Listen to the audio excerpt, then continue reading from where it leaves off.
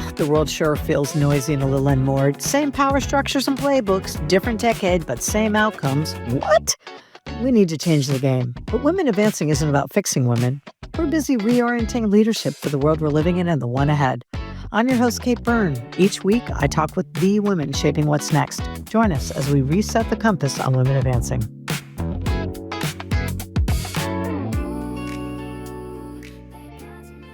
Hey everyone, your host Kate Byrne here with Women Advancing. So most conversations about AI focus on tools, right? Well, today's conversation, we're going to focus on people and how we actually learn and lead in an AI-shaped world. I'm joined by Snjezana Slabek, who's an expert in global thought leader and human-centered AI learning, gamification, design thinking, and its overall organizational effectiveness. Snjezana has been working at the intersection of AI, human-centered learning, and organizational strategy for years, using approaches like gamification and design thinking to help leaders and teams adapt, not just keep up. She understands what AI actually holds and opens up for women. The good news, it's a lot. As well as how communities like She's Team and the Professional Women's Network are helping women make the future of work for humans. Stay to the end, KB's takeaways. Let me know what you think. Let's learn. Women Advancing listeners, prepare to have your mind expanded. And yes, I'm going to dare to say even potentially blown. As we talk with today's guest, Snjezana Slabek, who's an expert and global thought leader in human-centered AI learning, gamification, and design thinking. All of this is put towards organizational effectiveness. Snjezana is joining us from Oslo. Welcome, Snjezana. Hi, Kate. Thank you so much for having me here. My pleasure. I've had the treat of getting to know Snjezana through some other projects, and I look forward to doing more together. But I would love for you to just start briefly and talk a little bit about how, you've built this career at an incredibly timely intersection of learning, leadership, and design. More and more these days, all those three things are getting more activated with people. So what first drew you into this world of shaping experiences? Well, quite honestly, it all started with a failure. I would say with frustration, but a positive kind of frustration, Yeah. which I'm very grateful for it. My background in computer science and educational technology. And with this background around, I would say about 20 years ago, I worked on implementing a digital learning and knowledge sharing solution in one big organization. And from a technical perspective, the solution was, I would say, almost perfect, scalable, secure, greatly designed. And then after it was launched, no one used it. And this was kind of, for me, the moment like my wake up call, I would say. And I realized like learning is never actually a technology problem. It's always like a human problem, organizational problem. And, the technical solution was working, but organization and its people actually were not ready to learn. And, what they say, when the flower doesn't bloom, you don't blame the flower, right? There is always something in the system that, prevent flower from blooming. So I would say that the same goes for learning, because I believe learning is a basic human need. We all want to learn. We like to solve our challenges, just like playing, creating, eating, moving, whatever. Yeah. So we are kind of wired. So we want to understand the world and to make sense of it, right? Right. And so that desire to move forward, I believe, is deeply human. And then again, organization wants their people to learn and to innovate and to move forward. But I think if we want to understand this, so actually this curiosity pulled me out from pure tech to more into behavioral science and motivation and learning psychology, and system thinking. But it was always somewhat related to digital transformation and the role of learning and innovation in it. So, yeah. So, actually, this is what I already told you, but I realized that learning is only one part of this ecosystem. Like, so we want to call it like learning organization. Like we build organization that can actually adapt, reflect, they can evolve continuously, that they really learn on their mistakes, and people kind of naturally learn it. But then just having like digital learning platform training, stuff, this is just one part. People want also to share knowledge. You learn in the flow of work. You'll share your ideas. You learn from your failures. There are so many ways that we learn when we work. So I believe this is the challenge for organization: how to capture all these lessons learned and knowledge. And now with AI, I think we have even more challenges, because this is like AI learns fast, relentlessly, I would say, at scale, which means that real question for organization is no longer how can we adopt AI, but it's can we learn alongside it? So it's can we follow that speed as persons, as organization? You know, there is like a saying that I love about change, like when the wind of change blows, some build walls and other builds windmills. So, now in learning organization, AI becomes a partner, but we are not sure yet which kind of partner. Some Right. organization may feel it's a threat, and people are curious, but at the same time defensive. It's a lot of different things going on in that area. So I believe that we should, in the organization, encourage more of experimentation, and to allow ourselves to play with AI, to learn through it, to learn through our failures, to playing with it, because no one truly understands what's going on. So there is also threat that our learnings could be very shallow about possibilities. And I see that because I think a lot of, the shallow bit, it's because we're so fast. We need the answer so quickly. We need it to yeah, we need it. Boom. Okay, I know enough. I know enough. I know enough. And the issue with that becomes for that moment, for that context, right? And I Yeah. think that's something that really sort of has changed. So in your mind, what are some of the biggest challenges of learning and innovating with AI today? Like why do some companies are more comfortable with it and to your point, more expansive, more, open to kind of playing with it? Is that where I know other things you work with, gamification and human-centered design. How do those all 3 sort of come together and aid in learning AI, if at all? Yeah, I would say everything that you mentioned is super interconnected. And learning, when you talk about learning, this is not a training, it's overall ability to adapt and reflect. So in AI era, we have these challenges. The skills expire very quickly. Ah, We upskill all the time. Every month there is something new. And our answers to our questions also, they change fast. And so I would say that leadership is super important here when we talk about organization, because it's not that leaders are in the loop, like, but they should lead the loop. And right. we're still confused about this. And the ways that we have built our organizations, we should also question this as well, our organizational structure, the way we operate in house, because obviously we can't fit the future in the containers of the past. Yeah. And I mean by that, like traditional structures, like static content, and I don't know, one-off programs simply can't keep up. You can hear many times like people are more and more talking about our capability not only to learn but to unlearn and relearn. Like we say, like in 21st century, illiterate people will not be those who cannot read and write, but those who cannot unlearn and learn, and be able to learn new things in a different way.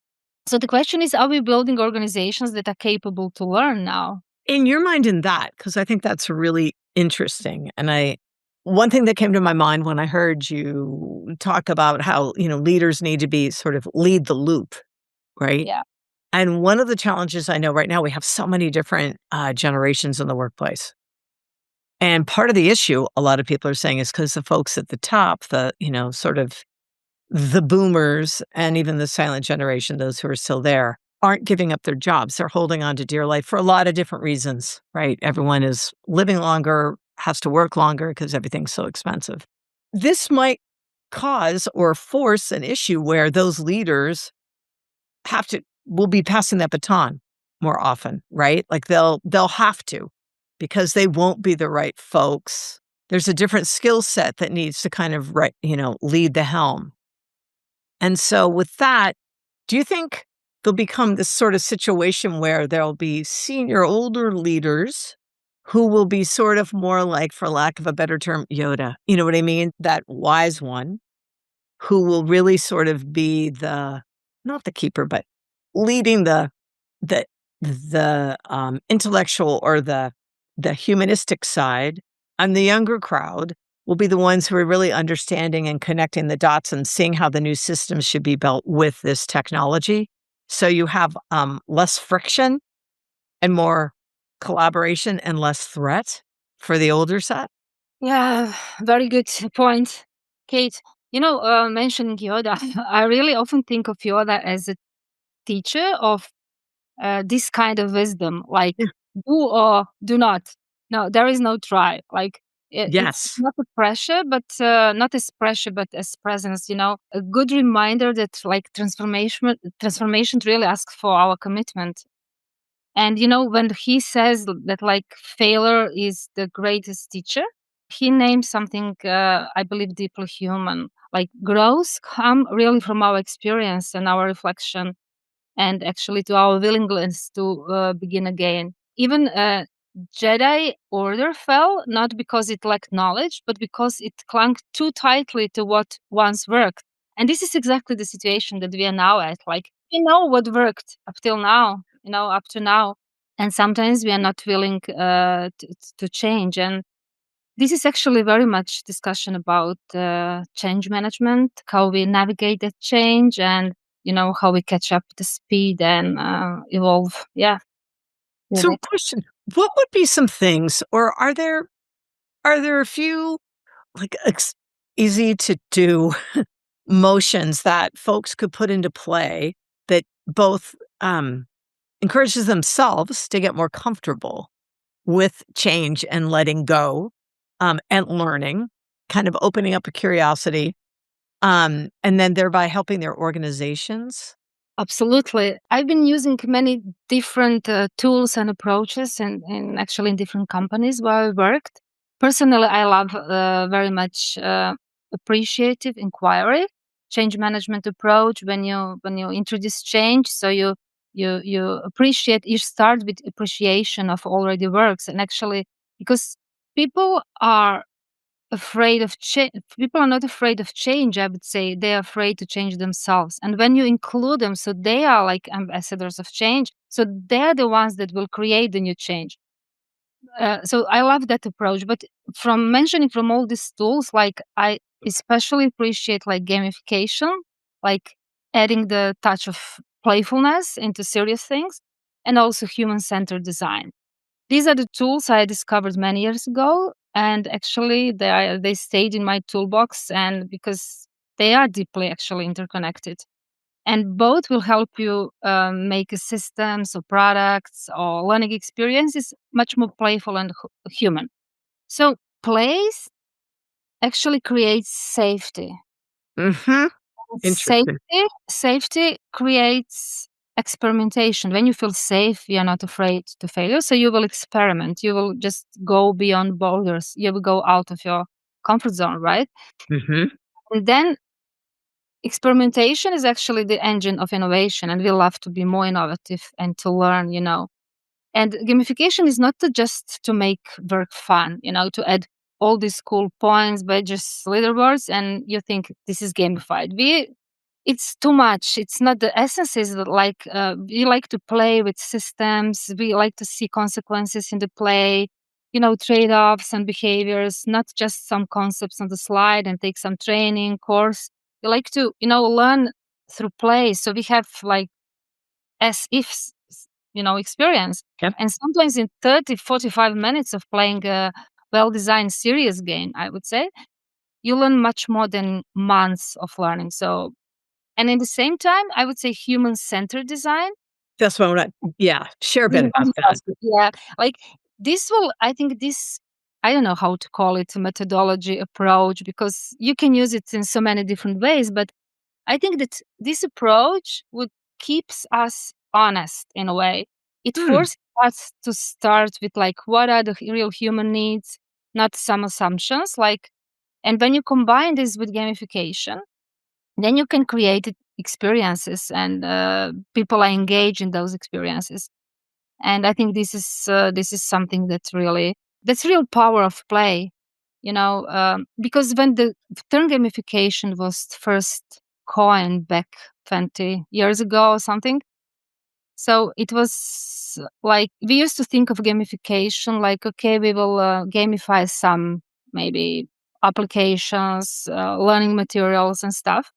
But as time went by, we learned like, oh, we can also gamify our processing companies, serious things, some scientific experiments. We can add this touch of playfulness to many different things, just not to make it more only for the sake of make it more playful, but to touch deep human drivers. Like, I like to experiment, I'm interesting, I'm curious, I'm excited. When you think about, Kate, let me ask you about one game you really wanted to play, or you still want to play in your life.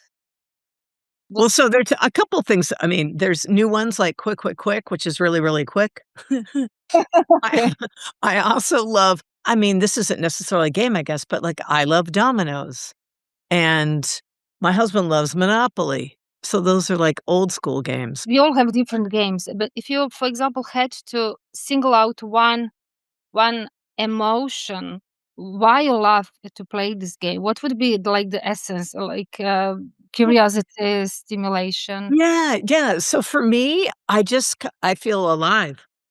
You feel alive. You see, Right. people give you different answers. Like, I like curiosity. I like to solve challenges. I like sense of freedom, having choices.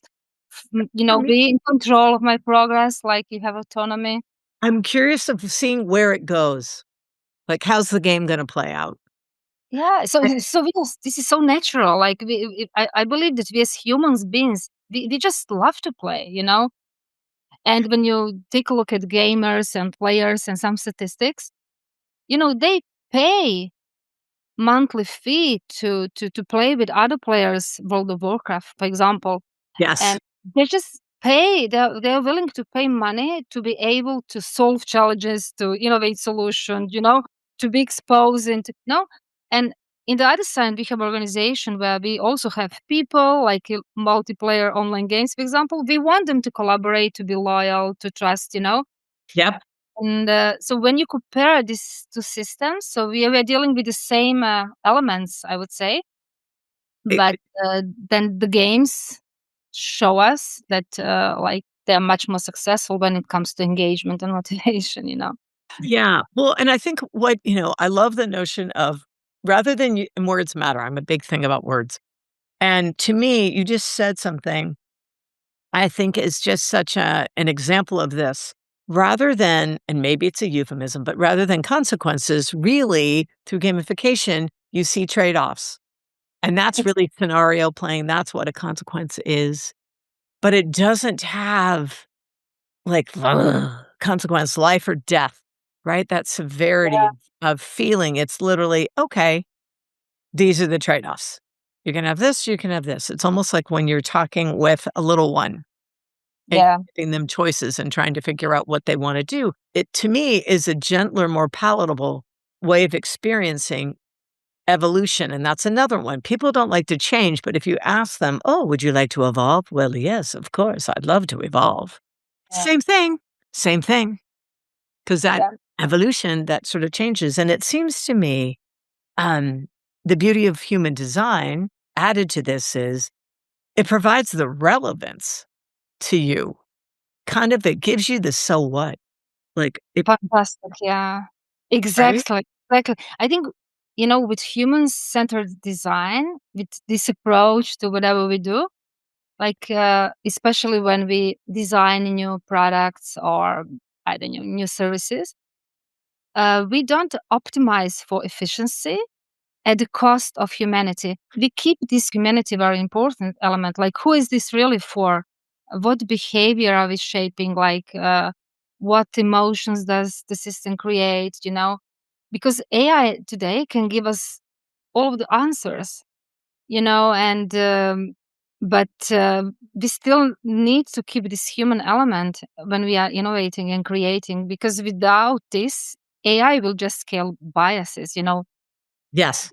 fear, and I don't know, disengagement. Because with human touch, we will have more trust, in the system as well, and more clarity, and we will see more purpose about this.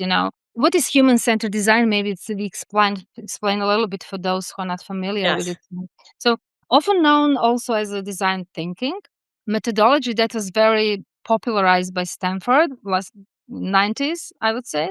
So, and at its core, it's methodology that is framed as 5 steps, and that helps you create and innovate in a very human way. So it always starts with defining a problem, like, okay, what is the problem? So with building empathy towards the people that we are solving the problem for, and often redefining the problem once you truly understand it. So I think maybe you have this problem, but after having a human conversation with you, I may realize that, oh, something else is entirely, is your problem. And then you move to ideation, prototyping, testing, and so on. And very important, you don't do this alone. You always do this with a team of people. So collaboration is just built in the process. So, and I would say the real power of this methodology is not in finding answers. It's about asking right questions. Yes. Reframe you. Is it really the problem that the bridge is broken? Maybe we don't need to go to the other side of the river. What is really the problem? Because now, today, with AI, we suddenly have all the answers of the world here. So, Yep. very confident answers, and very convincing ones, with all the data, backed with all the data. And so I believe that the real skill now is like, what do we ask AI? It's the And query, the power of the query. uh, yeah. And what do we do with the answer once we get? Is it like inclusive? Is it sustainable? Is it for humans really, this answer? And with human-centered design, actually you train different muscles. So you ask a lot of why not, so what, and and you train. You have like this divergent, and you go wide, and you scope. You just train different muscles, and if it if we just forget to train those muscles, I think then we will just use the answers that AI will give us. So this is also something that we should think about, like, together with developing AI skills, what are the core human skills that we should develop alongside, not only to be able to better use AI, but also to continue developing these core human skills like critical thinking, creativity, sustainability, creating for the good, all these things that really matters to us. This reminds me, sorry, just one more thing about the topic. The Hitchhiker Guide to the Galaxy. When the supercomputer calculates the answer to life and of the universe and to everything. I don't know, calculates something for many years, and it gives the answer like 42. And actually, and everyone is kind of disappointed. Like, no one agreed. Okay, what was the question? They forgot the question, and so I think now we have all the answers. Just ask AI, hear everything, but what are our questions? I believe this is super important, and human-centered design and approach can really help us just to keep developing that muscles, I would say. So it is definitely clearly the ultimate collaborator. So does that, given this is definitely potentially provocative, given that women in particular are more just our brains work, we're more systems thinkers, and we're definitely more collaborative in nature. Does this technology perhaps more than others, open a window for women to perhaps take more of a leadership role? Absolutely. I think it is super connected because, like, women oftentimes they will come out with a question, with a proposal, or they will apply for a job when they are super confident. But when they know that they have done it before, they can be perform it. But I think that's why it's very important with this approach. They play. You give them permission, just play with it, learn with it. You don't have to be perfect. Just start the way. Everything else will appear as you walk the way. And so I think this might be very helpful, yeah, in that context. That Experience-based learning, to exactly. encourage and build confidence through it. Yeah, I mean, it really just made me think about how it is so true, and I mean, this is kind of maybe a dumb, duh thing to say, but, so often we do base everything just on the past, so we know at least, okay, this is what happened. But I think in this time and space, AI is able to take that which is more linear and make it actually quantum. Because we do have all the answers, and it would give us access to information and insights and research and thoughts and thinking patterns that we otherwise would never have even had, because we are so focused on, "Well, I did this in the past. It's safe for me." It means then I have the ability to move forward because I've done this kind of before. So I know what Ex I'm. Yeah, and then brings us also to the topic of responsibility, and I would say responsible use of AI. Like, Spider-Man quote, "With great power comes great responsibility." And yeah, I think today's leaders and all of us actually are in that situation. We have a great power in our hands, and like a lot of things are possible, but not everything is inclusive, not everything is human. So And everyone does have that responsibility. Because, that's the thing. I can remember early days asking some folks over at Microsoft about AI and is it inclusive? Does it lower the playing field? Does it equal the playing field? And to a T, each one of them said, absolutely. It completely does because now everyone has access to that. But you have a responsibility to use it wisely. yeah. Well, so you've done a lot with women organizations in Scandinavia and beyond. And so, one of the key things is, she steams. So, what role do networks like She Steams, and talk a little bit about what She Steams is and kind of the role it plays in not only creating opportunities, but like a community for women leaders? Oh, so that was last year, actually inspired and driven by everything is going on in AI world. I initiate like She Steams program within the Professional Women Network in Norway, but this is like actually Professional Women Network is global community of women leaders with a branch in Norway. So the main idea was to create a 6-month program and some boot camps that will allow women to experiment, just give them permission. Okay, here is this beast AI. Go play with it.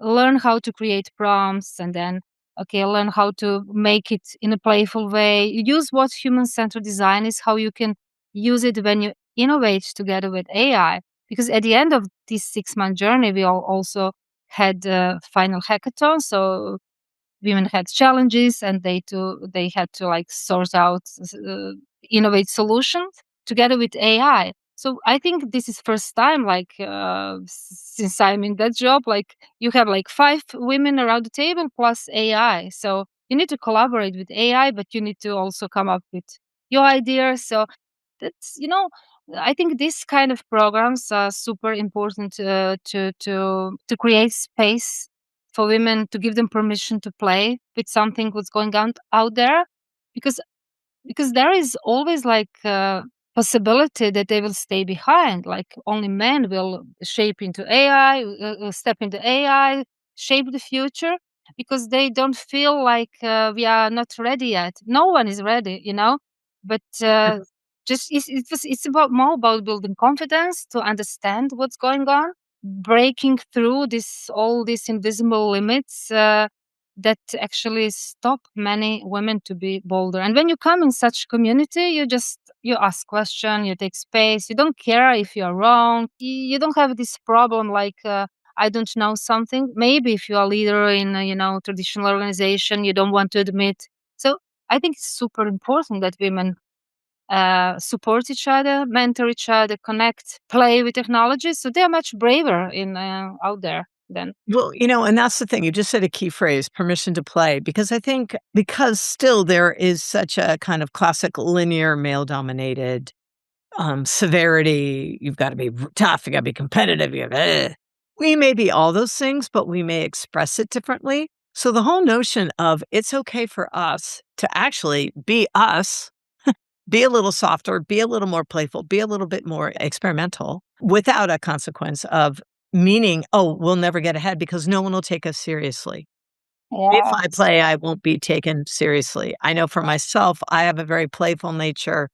I infuse humor in a lot of things because that makes people, for me, that makes me comfortable, makes everybody else comfortable. However, in certain careers, places, that was taken as, you're too lighthearted. You're not a real, you're not a real mind. You're not, it's misinterpreted sometimes. So I think this is a really important point is don't go away from, don't go away from that kind of interaction because it's exactly, frankly, what workplaces and really the world in general needs, because that's how Yeah. we're gonna get ahead. Because to your point, nobody knows. Yeah. Nobody's ready. We all So be the brave one. exactly. You watch different demos on internet. You learn here and there, but to connect all the dots and to have deep understanding of what's really going on, what are my possibilities, how this can impact our future. We all need to learn it. And one interesting thing about the She Teams project, so it's She STEM, like stands for science, technology, math, engineering. But so we added A, like for art, Love it. and I really love it because it sends clear message like the challenges of today and tomorrow requires also art. Uh, Yes. Not only like it's not everything like goal oriented, in that time we need this multidisciplinary approach, and technology alone is not enough anymore. And I love this shift in the conversation we have now when we're talking about technology. AI is not only for women in STEM, right? It's for every woman. It Right. touches every profession. And the thing about the art is it's this notion too of which empowers all of this. Art is just art. Just is, right? Either, you may like a picture, may not. There's no right, there's no wrong. It is. And I think that's gonna be a really important skill right now for people to not be so fear-based is having greater equanimity.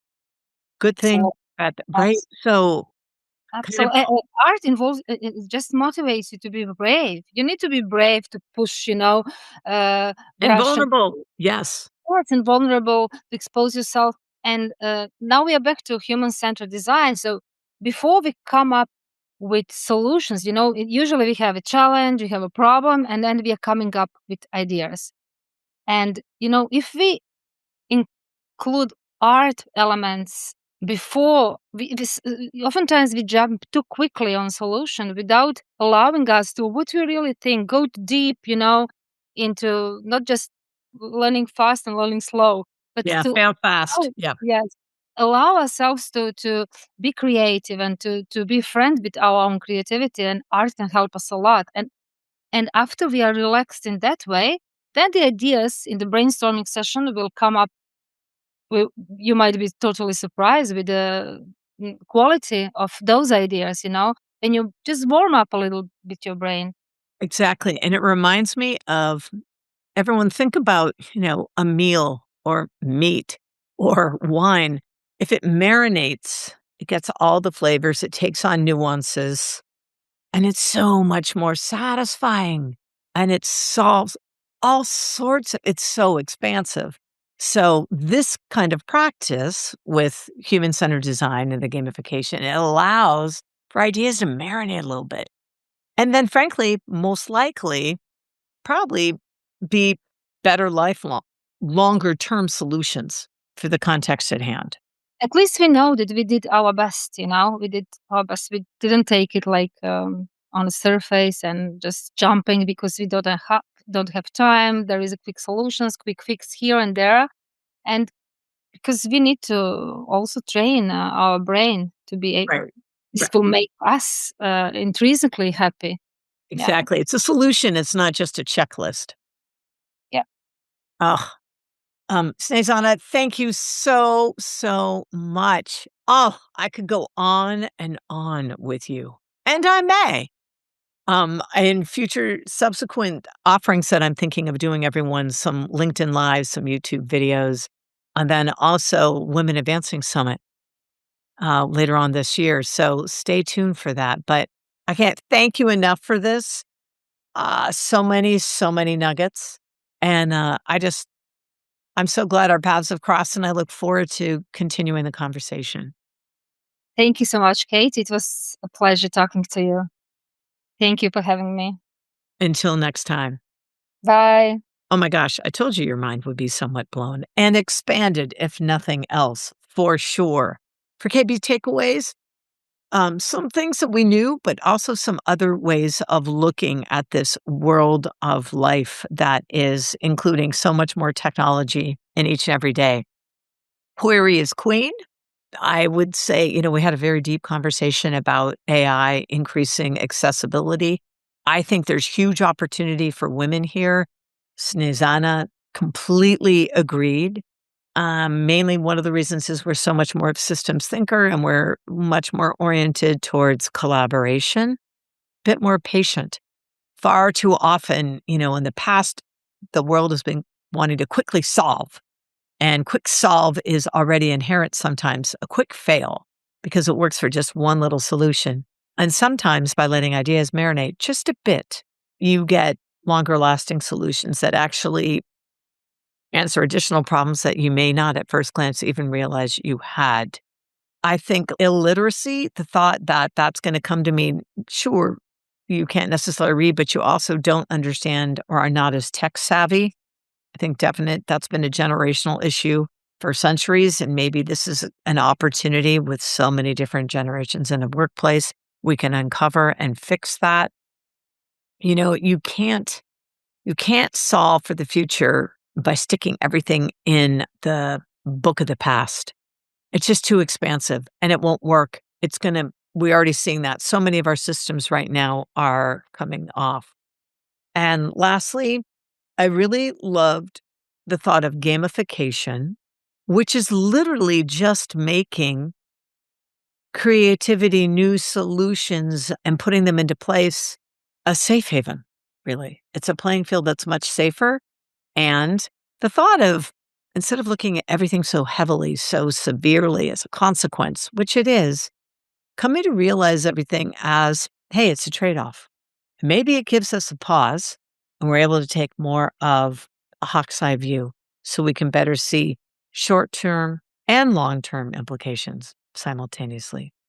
So with that, I will also say organizations like SheSteam and the Professional Women's Network are incredibly important communities that we should each turn to if we're so inclined. There's a lot of learning we can do from each other.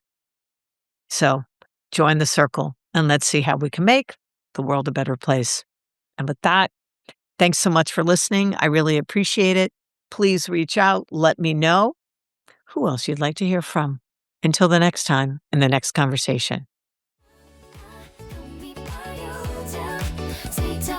Thanks for listening. May this episode inspire you to move forward. Be sure to go to iTunes, Spotify, katebyrne.co, that's KATEBYRNE.co, or wherever you listen to your podcasts and listen to even more episodes. Here's to strong women. May we know them, may we be them, may we raise them. And be sure to meet them on the next Women Advancing. Till next time.